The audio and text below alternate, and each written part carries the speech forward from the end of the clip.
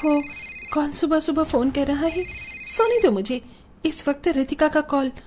हाँ बोल चुड़ैल, क्या हुआ?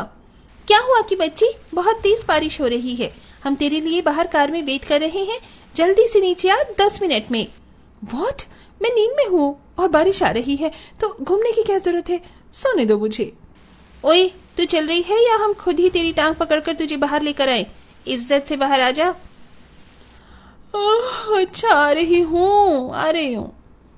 अनिका जल्दी से अपनी फेवरेट शॉर्ट ड्रेस पहनकर रेडी हो जाती है और अपने माता पिता को बाय करके कार में बैठ जाती है, जहां वो अपनी सहेलियों के साथ बारिश में मॉल जाती है, लॉन्च में जाकर पार्टी करती है और फिर कार में बैठ चाय पकौड़े के ठेले वाले को देख गाड़ी रुकवाती है।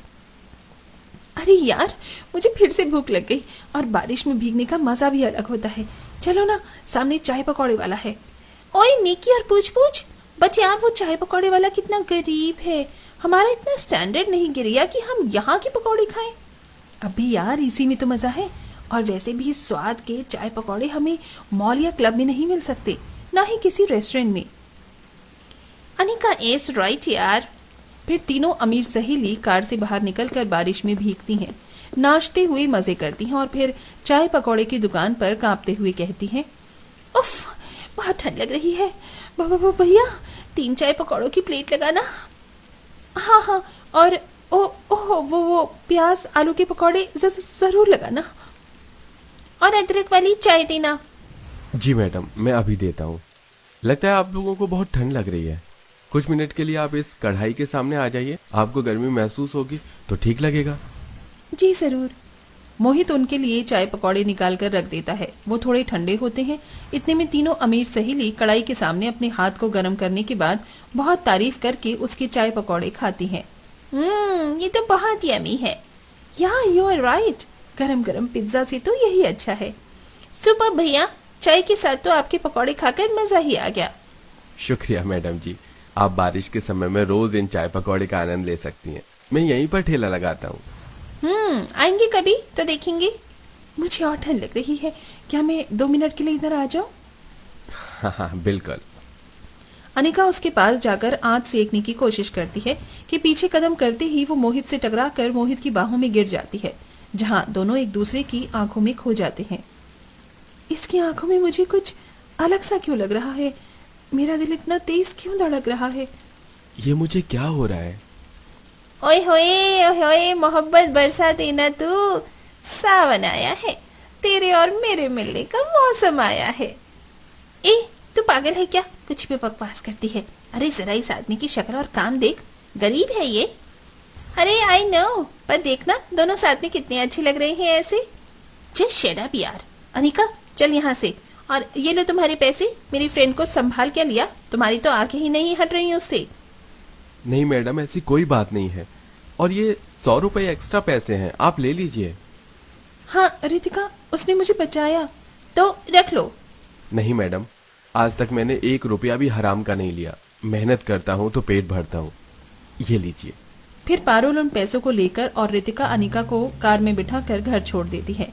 अचानक से अनिका का मन उदास हो जाता है। दोनों सहेलियां अपने अपने घर चली जाती हैं और अनिका उसके बारे में ही सोचती रहती है। मुझे क्या हो रहा है?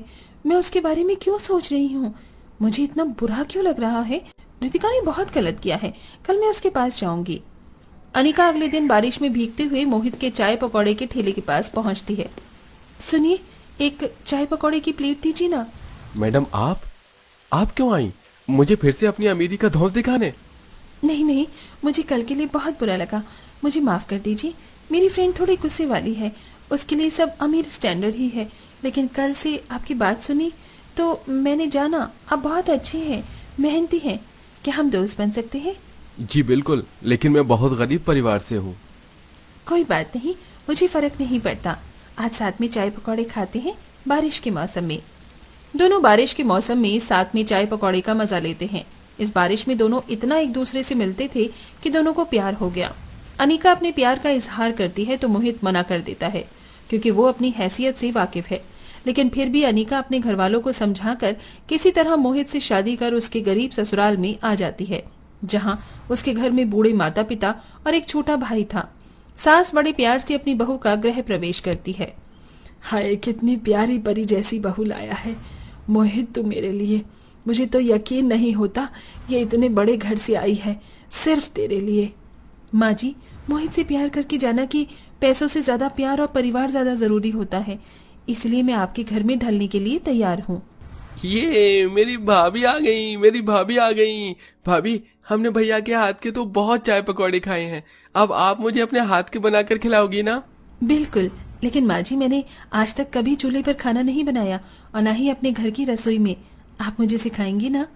हाँ बहू, बिल्कुल। उस दिन से अनिका अपने गरीब ससुराल में ढलने की कोशिश करती है।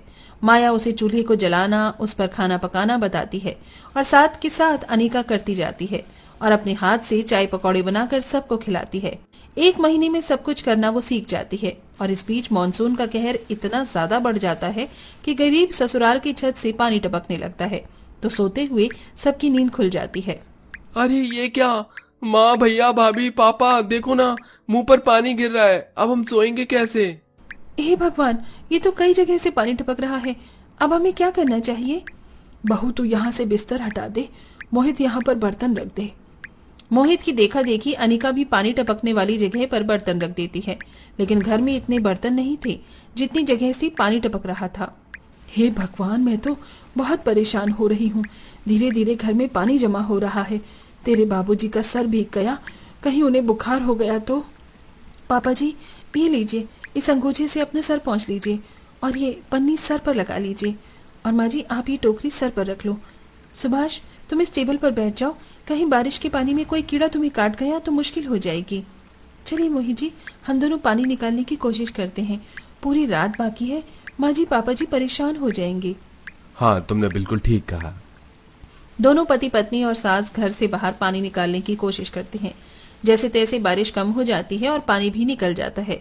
अनिका पोंछा लगाकर सबका बिस्तर लगा देती है और सब अच्छे से सो जाते हैं। लेकिन अगले दिन उसे खाना बनाने में कठिनाई होती है क्योंकि सारा चूल्हा भीग कर खराब हो चुका था।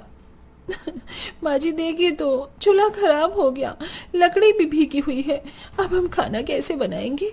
वो तो शुक्र है दाल चावल डिब्बे में थे, लेकिन 5 किलो आटा बूरी का खराब हो गया पानी से। हे भगवान, क्या होगा? इतनी तेज बारिश की वजह से चाय पकौड़े का काम भी नहीं चल रहा क्योंकि पानी बहुत भर गया है सड़क पर।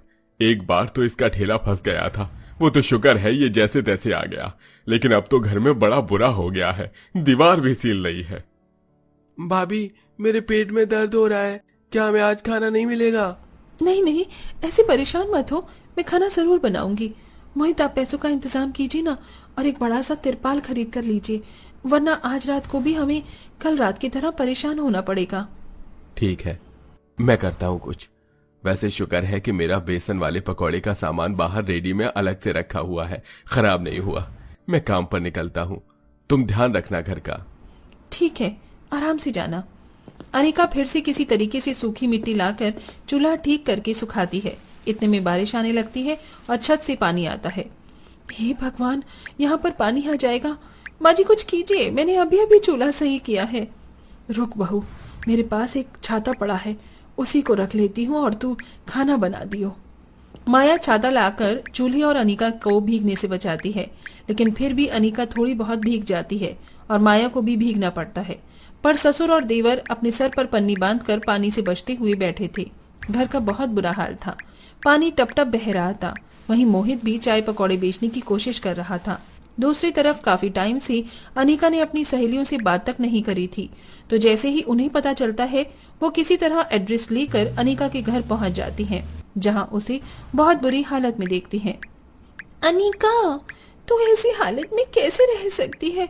जिस लड़की को बारिश की कीचड़ से इतनी चिढ़ थी, गरीब लड़कियों से बात नहीं करती थी, आज वो इस हालत में है। क्यों अनिका? तुम दोनों अचानक से यहाँ, मुझे बता तो देती, इंतजाम करके रखती। पहली बार आई हो और मेरी ससुराल को ऐसे देख रही हो। मैं बहुत शर्मिंदा हूँ कि यहाँ पर बिठाने की भी जगह नहीं है, पर तुम इधर बैठो, इस तरफ। ठीक है, मैं तुम्हारे लिए दाल चावल लेकर आती हूँ। माँ जी पापा जी, ये मेरी सहेलियाँ हैं। अच्छा बेटा, यहाँ बैठ जाओ, यहाँ पानी नहीं आ रहा। अंकल जी हम ठीक हैं, पहले तो बता तू कैसे समझौता कर रही है? तूने शादी कर ली, हमें बताया ही नहीं, और इस हालत में है तब भी कुछ नहीं बोल रही। हम सहेलियां किस लिए हैं तेरी? यार, जब एक अच्छा इंसान मिल जाए तो अमीर गरीब कुछ नहीं दिखाई देता। इसीलिए मैंने मोहित से शादी कर ली। इस बारिश ने हमें मिला तो दिया, लेकिन परेशानी में भी डाल दिया। बारिश की वजह से सड़क पर इतना सारा पानी भर गया कि उनका काम नहीं चल रहा, और यहाँ पर भी पानी भर गया कि हम न सो पाए न ही ठीक से खा पाए। इसीलिए अब खाना बना रही थी। अनीका, अब हम आ गए हैं ना, आप लोगों को परेशान होने की कोई जरूरत नहीं है। हम तेरी मदद करेंगे। जब तूने हमें नहीं बोला तो तूने फिर अंकल आंटी से भी नहीं कहा होगा ना? नहीं, उन्हें किस मुंह से बोलती, उनका दिल दुखाया है मैंने। पागल है तू। देख, हम तेरे लिए कुछ फेवरेट चॉकलेट और पेस्ट्री लेकर आए थे, और घर वालों के लिए मिठाई। ये ले। तेज बारिश हो रही थी। अनिका अपनी सहेलियों और घर वालों को दाल चावल खिलाती है।